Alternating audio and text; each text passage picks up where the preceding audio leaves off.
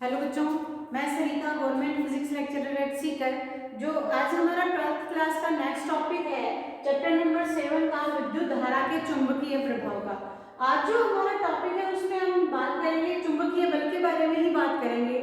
इसके अंदर हमें क्या करना है कि एक समान कोई चुंबकीय क्षेत्र लेना है जिसके अंदर हम क्या लेंगे, कोई एल लंबाई की कोई चालक तार लेते हैं और उसके ऊपर कितना जो चुंबकीय बल लग रहा है उसके बारे में हम बात करेंगे।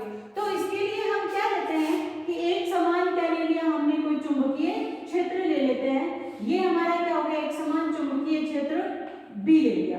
ठीक है, इस एक समान चुंबकीय क्षेत्र में हमने एल लंबाई की क्या ले ली, कोई तार ले लिया। ये जो है एल लंबाई का है, इस तरीके से मैं इसको थोड़ा सा आपको दिखाने के लिए मोटा कर देती हूँ। ये क्या है, एल लंबाई का कोई चालक तार है और इसका जो क्षेत्रफल है वो कितना है, ए है। इसका जो पृष्ठ क्षेत्रफल है वो कितना ले लिया हमने, वृत्ताकार पृष्ठ का क्षेत्रफल ए ले लिया है। और इससे जो चुंबकीय क्षेत्र एक समान की बात है, एक समान चुंबकीय क्षेत्र है तो आवेश प्रवाह के कारण ही होगा। तो जो आवेश है वो जो इसमें जो कुल आवेश है वो कितना होगा उसके बारे में बात करें कि जो एक इलेक्ट्रॉन का आवेश कितना लेते हैं हम, ई आवेश। अगर इसके अंदर हमारे पास चुंबकीय क्षेत्र में ई एन जो इलेक्ट्रॉन्स की संख्या कितनी है, एन है, और कितने एरिया में इनकी चालक जो तार में कितना आवेश प्रवाहित हो रहा है वो किसका होगा कि जितना आवेश है उसको क्या कर दो, जितने जो इलेक्ट्रॉन है हमारे पास कुल इलेक्ट्रॉनों को किससे गुणा कर देंगे, इसके आयतन से। तो आयतन क्या हो जाएगा, ए इंटू एल होगा कि नहीं होगा। तो यहाँ से आवेश जो है वो हमारे पास क्या जाता है, एन ई ए एल आ जाता है। अभी जब चुंबकीय क्षेत्र में एक समान चुंबकीय क्षेत्र में चालक छड़ को हम रखते हैं तो इस पर एक फोर्स लगता है एफ, जो क्या कहलाता है हमारा चुंबकीय बल। अभी हमने इससे पिछले टॉपिक में लॉरेंज बल की बात की थी। तो जो लॉरेंज बल है, हम चुंबकीय क्षेत्र की बात करेंगे तो उसके अंदर हमारे पास जो इक्वेशन आई थी वो हमने क्या कहा था, V F B, इन सब के अंदर क्या निकाला था हमने, एक रिलेशन निकाला था। जो टोटल हमारे पास फोर्स आया था विद्युत बल और चुंबकीय बल के बारे में। तो यहाँ हम जो लॉरेंज बल निकाल रहे हैं वो बात सिर्फ किसकी करेंगे, चुंबकीय बलों के बारे में ही क्या करते हैं, बात करते हैं। तो यहाँ जो लॉरेंज बल निकलेगा वो हमारा क्या होगा, ये कहेंगे कि ये जो हमारे कण है उनका जो अपवहन वेग है वो क्या ले लेते हैं हम, अगर वीडी अपवहन वेग ले लेते हैं, है ना, वीडी अपवहन ले लेते हैं। तो यहाँ से जो लॉरेंज बल है, लॉरेंज बल क्या हो या ये जो बल लग रहा है क्या चुंबकीय बल है, वो कितना होगा, F इक्वल टू होगा, यहाँ होगा हमारे पास Vd इंटू, तो किससे कर देंगे, B से मल्टीप्लाई कर देंगे। अभी एक चीज और हम इसके अंदर मिस कर रहे हैं, वो होगा हमारा किसको मल्टीप्लाई करना और बाकी रहेगा इसमें जो टोटल आवेश है वो मल्टीप्लाई करना क्या रहेगा, जो लॉरेंज बल है वो हमारा क्या होगा, Vd क्रॉस B इंटू किससे कर देते हैं, जो टोटल आवेश है उससे मल्टीप्लाई कर देते हैं। तो ये इक्वेशन नंबर क्या आ गई हमारी, 2 आ गई। अभी हम बात किसकी करें, आवेश के साथ में बात करेंगे तो धारा की भी बात करेंगे। तो यहाँ जो धारा है, धारा क्या होगी, आई। धारा आई क्या होती है, आवेश प्रवाह की दर होती है। तो आवेश प्रवाह की दर का मतलब यहाँ dq/dt से ले सकते हैं। देखो इसको समझाने के लिए मैं आपको इसको थोड़ा डिटेल में बता रही हूँ। तो हमने जैसे लिखा N की बात करें तो जो dl/dt की ये लंबाई का क्या है, लंबाई में या विस्थापन में बात करते हैं। तो यहाँ से ये क्या हो जाएगी, Vd होगा या नहीं होगा, वेग, विस्थापन में परिवर्तन की दर जो हमने पहले की क्लासेस में पढ़ी है उसके अकॉर्डिंग। और यहाँ जो वेग ले रहे हैं हम क्या ले रहे हैं, अपवहन वेग क्या लिया जा रहा है, Vd लिया जा रहा है। तो जो धारा की वैल्यू क्या हो जाएगी, NEA क्या आ गई हमारे पास, Vd आ गई। इसको इक्वेशन नंबर क्या दे दिया जाता है हमारे पास, 3 इक्वेशन नंबर दे देते हैं। तो हमारे पास क्या आ गई, आवेश की वैल्यू आ गई, F की वैल्यू आ गई है, I की वैल्यू। अभी हम क्या करें कि इसके जो लंबाई के लंबवत जो हमारे पास बल लग रहा है उसकी हमें वैल्यू निकालनी है। तो अब हम क्या लिखते हैं इक्वेशन नंबर 2 से। इक्वेशन नंबर 2 से क्या हो गया, F सदिश करते हैं तो ये क्या आ जाएगा Q VD B sine theta आता है नहीं आता। ये किस सिचुएशन में बात करेंगे, जो मुक्त इलेक्ट्रॉन है हमारे विडी वेग से, अगर विडी अपवन वेग से गतिशील है चुंबकीय क्षेत्र B में, ये हमारे कितने एंगल से इसमें थीटा एंगल से, थीटा एंगल पर जो चुंबकीय तार अगर स्थित है। एक बार इस चीज को दोबारा ध्यान से सुन लीजिए कि यहाँ जो L लंबाई का हमने चालक तार लिया है तो ये इसमें जो मुक्त इलेक्ट्रॉन्स हैं वो विडी अपवन वेग से क्या है गतिशील है, जो चुंबकीय क्षेत्र के साथ थीटा एंगल पर स्थित है।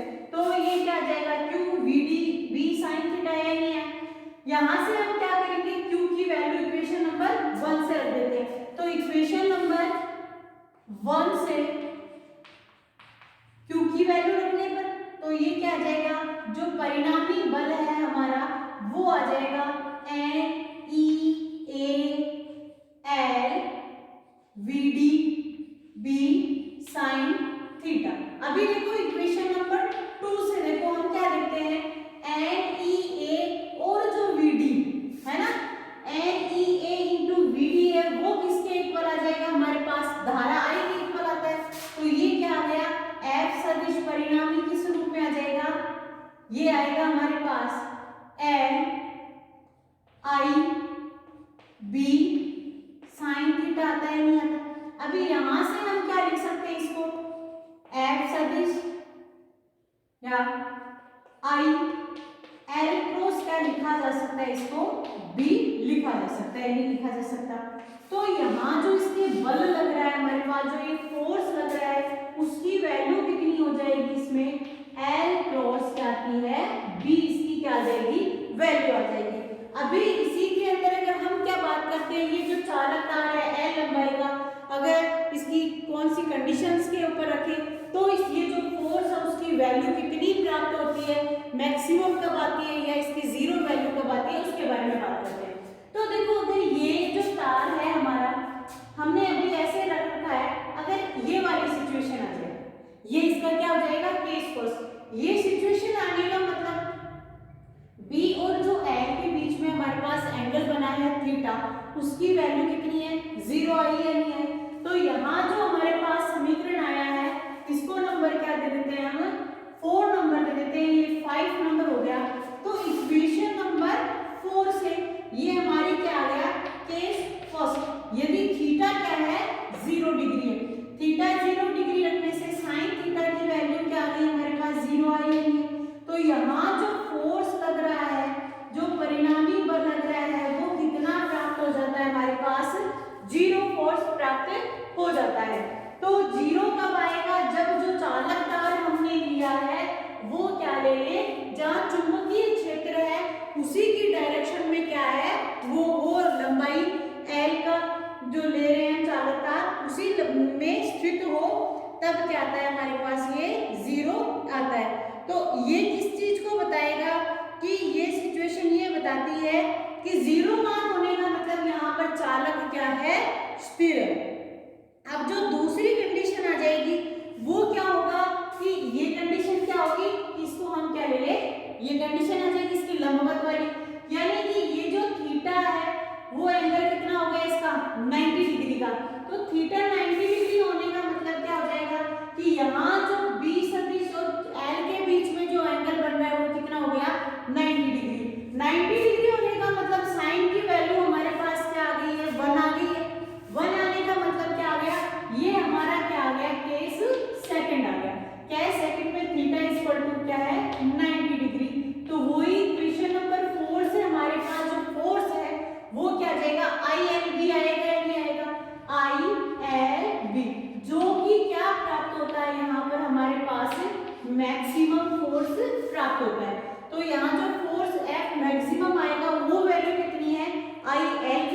और यहाँ पर जो स्थिर अवस्था के लिए बात करें, इस चालक तार की स्थिरता की बात करेंगे, वो सिचुएशन कब होगी जब B और L के मध्य जो एंगल है वो कितना जाएगा 0 डिग्री आएगा। यहाँ मैंने धारा I की बात की है, तो I जो डायरेक्शन है वो क्या होगा, इस चालक तार की लंबाई की दिशा में ही क्या होगी, इसकी धारा की दिशा होगी। हम जो धारा की दिशा ज्ञात कर रहे हैं उनके लिए हमारे पास जो दो रूल्स हैं, दो रूल है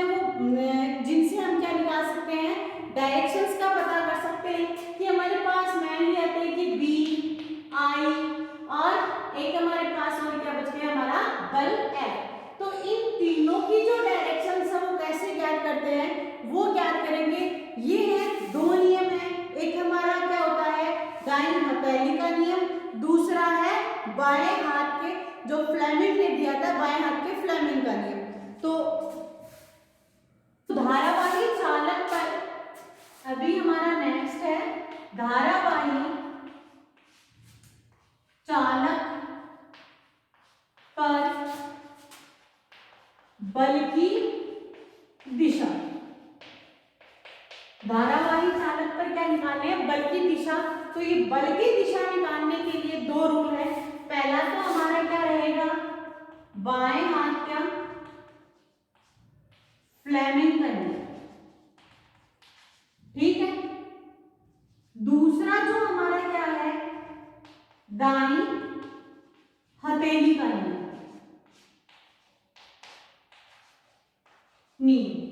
अभी इसको समझने के लिए देखो हम क्या करते हैं, हमारा जो पहले बात करेंगे किसका, लेफ्ट हैंड की बात करते हैं। पहले बाएं हाथ के फ्लेमिंग का जो नियम है उसकी बात करेंगे। तो इसके लिए हम क्या करते हैं कि चालक तार को कुछ इस तरीके से पकड़ते हैं कि यहाँ जो हमारी अंगूठा, तर्जनी और जो मध्यमा है वो तीनों के तीनों क्या हो, एक दूसरे के क्या हो, लंबवत हो। तो देखो मैं अपने हाथ को बना रही हूँ आपको दिखाने के लिए, वो थोड़ा सा ध्यान से रखना है कि जो हमारा है दाएं हाथ के फ्लेमिंग का नियम कुछ इस तरीके से होंगे। देखो ये मेरी तीनों जो हैं, ये अंगुली इसके परपेंडिकुलर है और ये भी इसकी क्या है, परपेंडिकुलर, इनकी एक दूसरे के ये तीनों क्या हो जाएंगे, लंबवत हो जाएंगे।